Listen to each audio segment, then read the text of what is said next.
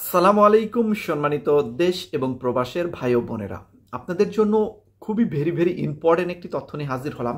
সেটা হলো remittance card. Remittance কার্ডের সর্বশেষ আপডেট নিউজ আপনাদের জন্য দেওয়ার আছে। সেটা হচ্ছে জানুয়ারি মাসের ভিতর রেমিটেন্স কার্ড আমরা পাচ্ছি কিনা এবং পেলে কিভাবে পাবো, কতদূর মন্ত্রণালয়ে কাজ এগিয়ে গেছে, এই বিষয়টি নিয়ে সর্বশেষ আপডেট জানিয়ে দেব।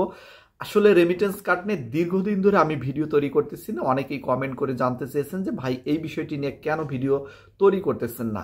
আসলে একটি বিষয় নিয়ে বারবার আপনাদের মাঝে কথা বলতে আমার নিজেরও ভালো লাগে না। অনেকেই মনে করেন এই বিষয়টি নিয়ে অনেক কথা বলেছি, বা অনেকেই মনে করেন যে বারবার আমাদের চাপ সৃষ্টি করতে হবে, যার কারণে সবার মতামতকে মূল্যায়ন করে আবারও ভিডিও নিয়ে আসতেছি।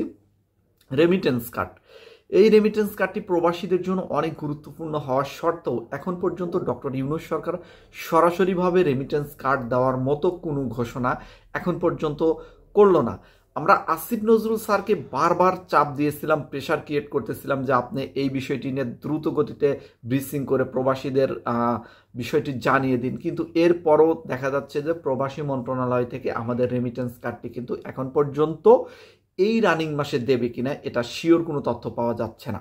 আমি আজকে প্রবাসী মন্ত্রণালয়ের যোগাযোগ করার চেষ্টা করেছিলাম, সেখান থেকে যে সর্বশেষ তথ্যটি আপনাদের মাঝে দেব, সেখান থেকে তারা বলেছেন যে রেমিটেন্স কার্ড বিষয়টি নিয়ে কাজ মোটামুটিভাবে এখন স্থগিত আছে। স্থগিত বলতে কিছুদিন আগে রেমিটেন্স কার্ড বিষয়টি নিয়ে কাজ মোটামুটি অগ্রগতি হয়েছিল, কিন্তু এখন বর্তমান নাকি রেমিটেন্স কার্ডের যে ফাইলটা বা যে বিষয়টি নিয়ে কাজ এগিয়ে যাচ্ছে সেটা নাকি কাজ ওখানে স্থগিত আছে, বা স্থগিত করা হয়নি, মানে কাজ স্লোভাবে চলতেছে বা কাজের অগ্রগতি নেই। কেন নেই? কারণ নানা বিষয়গুলো নিয়ে তারা ব্যস্ত আছে। প্রবাসী মন্ত্রণালয় নতুন কিছু উদ্যোগ হাতে নিয়েছে, যেমন বিদেশে লোক পাঠানোর ক্ষেত্রে ভিসা প্রদান করবে, যে এই বিষয়গুলো নিয়ে কাজ চলতেছে। এটাই তারা সর্বশেষ আপডেট জানিয়েছে যে বাইরে যে এই যে নার্সিং ভিসাগুলো যে সংরক্ষণ করা হয়েছে, যেমন কুয়েত থেকে, সৌদি আরব থেকে, জাপান থেকে, আরও কিছু কিছু দেশ থেকে কিছু নার্সিং ভিসা সংরক্ষণ করেছেন, এবং আরও কিছু ভিসা আছে। তারা বলল যে এই ভিসাগুলো সরকারিভাবে দ্রুত টাইমের ভিতরে, এই জানুয়ারি মাসের ভিতরেই তারা ভিসাগুলো ছেড়ে দেওয়ার চেষ্টা করবে, এবং সরকারিভাবে পরীক্ষা দিয়ে আপনারা এই ভিসাগুলো চান্স পাবেন, এই কথাগুলো বলেছেন। যার কারণে রেমিটেন্স কার্ড বিষয়টি নিয়ে তারা অগ্রগতি মোটামুটি স্লোভাবে কাজ চলতেছে।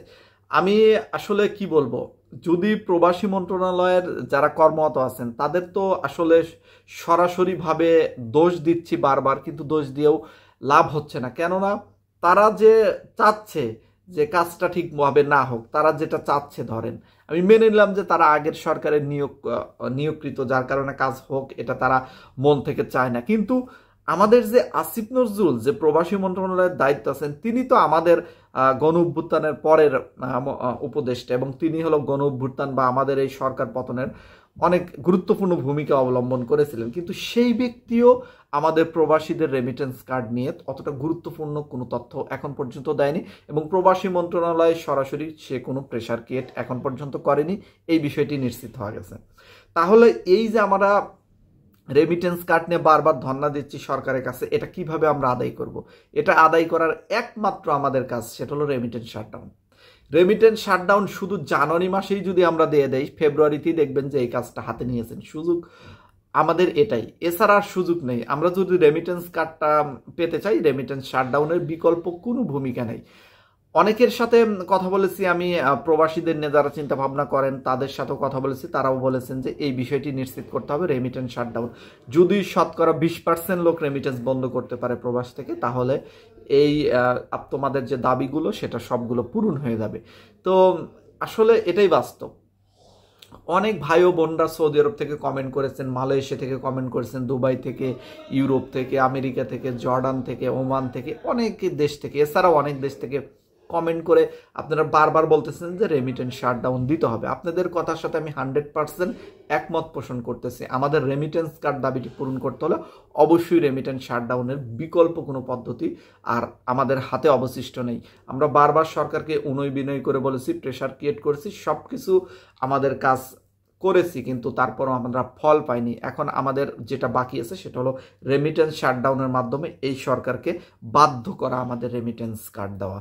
এটাই সর্বশেষ সিদ্ধান্ত আমরা আমরা এই মাস থেকে সকল প্রবাসী ভাই বোনরা ঐক্যবদ্ধ হয়ে রেমিটেন্স শাটডাউনে চলে যাব এবং এই সরকারকে আমাদের দাবি পূরণে বাধ্য করব। কারা কারা এই বিষয়টি নিয়ে আমার সাথে একমত আছেন অবশ্যই কমেন্ট সেকশনে জানিয়ে যাবেন। আজকের মতো বিদায় নিচ্ছি, সবাই ভালো থাকবেন। আমাদের দাবিগুলো পূরণ হোক, প্রবাসীদের সুস্বাস্থ্য কামনা করতেছি। আল্লাহ হাফেজ।